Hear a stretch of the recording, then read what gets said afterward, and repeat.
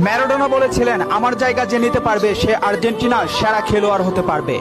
তেভেজ বলেছিল, যে মেসিকে বুঝে না সে ফুটবল খেলাই বুঝে না। ব্রাজিলের পেলে বলেছিল, মেসিকে কখনোই খারাপ খেলতে দেখিনি, সে সবসময় একই ধারে খেলে আসছে। পেপ গার্দিওলা বলেছিলেন, মেসিকে নিয়ে কিছু লিখবেন না, না লিখে ওকে শুধু দেখে যান, কেননা কোনো কোচ বা সিস্টেম তাকে আটকাতে পারে না।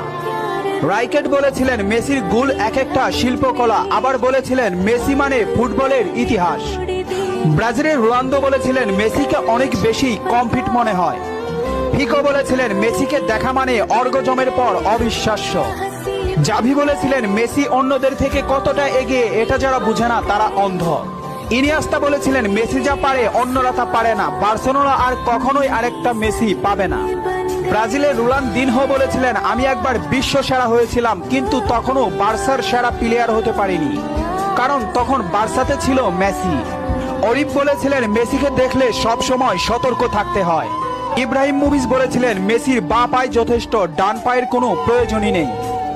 খুলিদ বলেছিলেন, মেসিকে দেখতে পাচ্ছি বলে আমরা ভাগ্যবান, কারণ মেসি ফুটবলের সৌন্দর্য। রোমারিও বলেছেন, ও নিউটন আইনস্টাইনের